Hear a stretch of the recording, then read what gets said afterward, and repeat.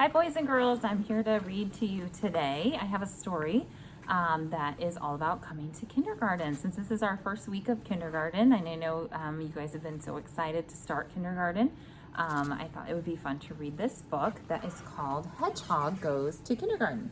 Some of you might not have ever seen a hedgehog before, but this is our little hedgehog that's one of the characters. He is the main character of the story. And he is going to go to kindergarten, and he's going to have a little trouble in the story. So you'll have to wait and see what his problem is as we're reading. See if you can figure out what is the hedgehog's problem in this story. Okay.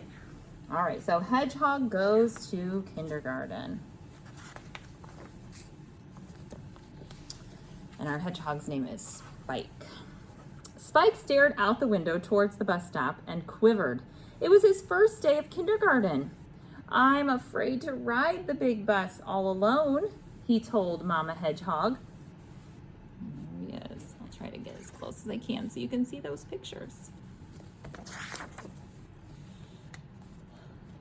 "You'll find a bus buddy," said Mama, "and then the bus won't seem so big or so scary." She patted Spike on the head and she scooted him out the door. "Mind your quills." At the bus stop, get a little closer. At the bus stop, Spike saw foxes, possums, beavers, and owls, but no hedgehogs. Well, who will be my school bus buddy? He wondered. Some of you might ride a bus to school, just like Hedgehog. Maybe you even have a little bus stop, like where a few kids come and gather before they get on the bus. All right, and here's that big school bus with lots of kids. The bus pulled up and the doors opened. "Come on in and take a seat," said the bus driver. One by one, animals climbed the steps, and two by two, animals found their seats. A pig sat with a goose, and a bear sat with a moose. Did you hear those rhyming words? I heard goose and moose. Those are rhyming words. Spike scrambled up the steps and took an empty seat. As the bus filled, a frog plopped down next to Spike. "I'm Wart," said the frog. "Well, I'm Spike. It's nice to meet you, Wart." The bus lurched up the hill. Clink, clank, clunk, bing, bang, thump. Spike spiked. He has a lot of those little spikies all over him. And when that bus started doing that thumping and banging up that hill, he bumped into the frog.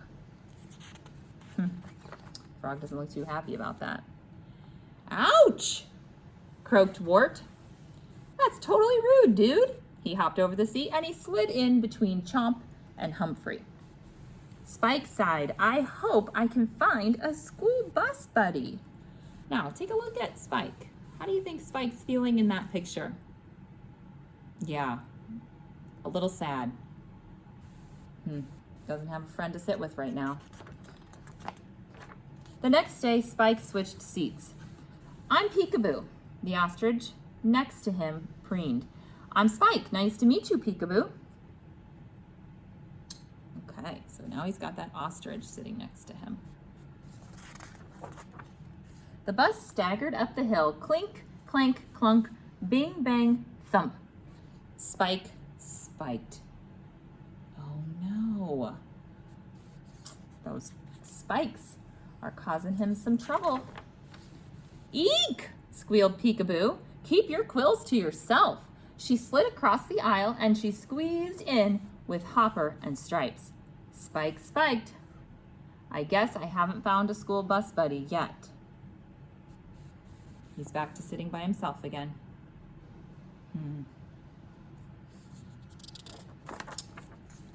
The next day, Spike sat with a mole. "I'm Mago," chattered his seatmate. "I'm Spike. It's nice to meet you, Mago."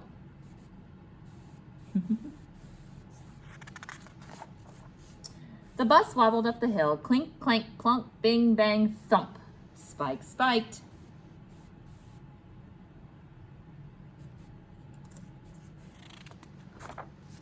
"Yikes," grunted Mago. I sat next to a pincushion. He crawled off the seat and he scooted between King and Peanut. Spike sighed. I'll never find a school bus buddy. Still feeling kind of down. You can see his face. It looks pretty sad. See how his mouth is kind of turned down? That tells me that he's still feeling pretty sad about not finding a bus buddy. Oh, he really looks sad here. Now Spike sat all by himself and he trembled. He felt so small and alone. Will I ever find a school bus buddy? Then Spike noticed he wasn't the only one on his own. When the bus paused at the next stop, he shuffled towards the half-empty seat. He gathered his courage. It's a bumpy ride, and I'm a little bit scared. Slowly, a trembling turtle poked out his head. You mean I'm not the only one? No, Spike admitted, but we can be afraid together. The turtle knocked on his hard belly. Tap, tap. Not at all. I'm Sheldon. I'm Spike. I'm Spike. Nice to meet you, Sheldon. Spike slid into the empty seat. So he says, well, we can be bus buddies if you don't mind my quills. And he doesn't mind his quills because he has that hard shell that's going to protect him from those quills. The bus chugged up the hill. Clink, clank, clunk, bing, bang, thump. Spike spiked, and Sheldon smiled.